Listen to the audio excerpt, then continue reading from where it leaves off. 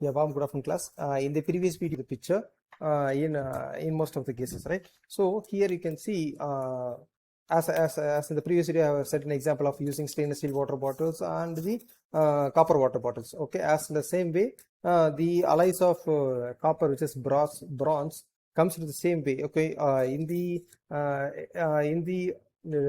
history part, you can see from Stone Age, it goes to Iron Age, and then Steel Age, and it moves about the Copper Age and Bronze Age. So these type of alloys are with us from old days onwards. Okay, so now we are using many technologies that is formulated using using the trial and error methods, using scientific methods. Many process has been formulated in order to increase the properties or to enhance the properties of the material. Okay, so in that way, as I already said, for the aerospace industries, we are using aluminum 4% copper, which is known as alumina, using the precipitation strengthening process.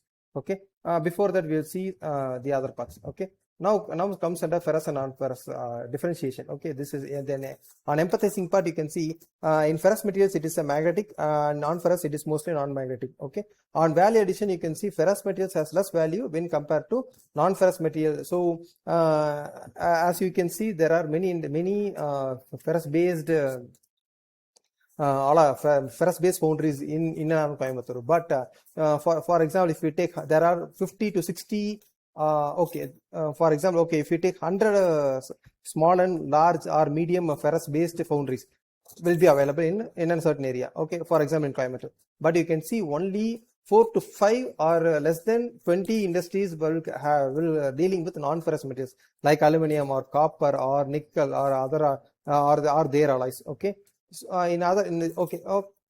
so you can see the handling and the making process of the non-ferrous alloys are quite difficult, and in order to that they will increase their value. Okay, the third one is rust or corrosion part.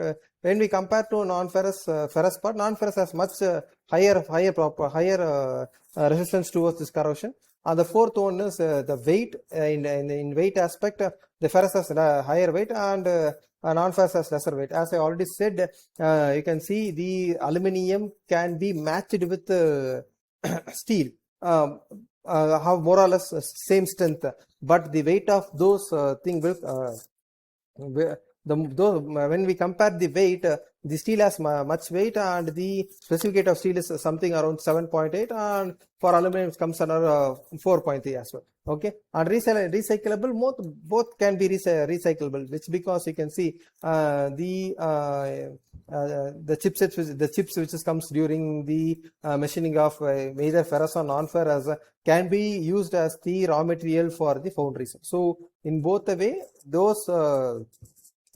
both ferrous and non-ferrous alloys can be reusable.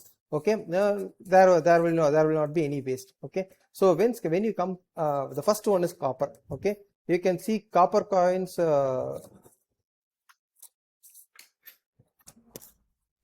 the first and the basic non-ferrous alloy what we see naturally is copper. Okay, so this copper, as you can see, it is can be said as Cu, and has been melting point of 1083 degrees Celsius, and its specific weight is around 8.92 grams per cc. Okay, so it is the mostly used non-ferrous alloys, and the major part of using this copper it has very good corrosion resistance. Okay, so the next one is that okay, well, the major why it is used. Okay, in major industries the copper is used, which because okay, for example, it is used in the industries where the heat transferring or the heat transfer is more, like heat exchangers, like heaters or cooling machines. Okay, so there you can see the copper is used in much wider way or the much higher way, because of this high electrical conductivity. So it conducts electricity much faster. Okay, so high thermal conductivity. So this particular application makes the copper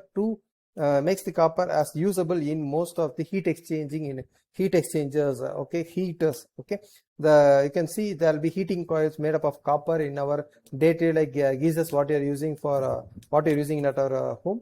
And you can see in nowadays it is most probably used in the aqua guards, like water purifiers. We can see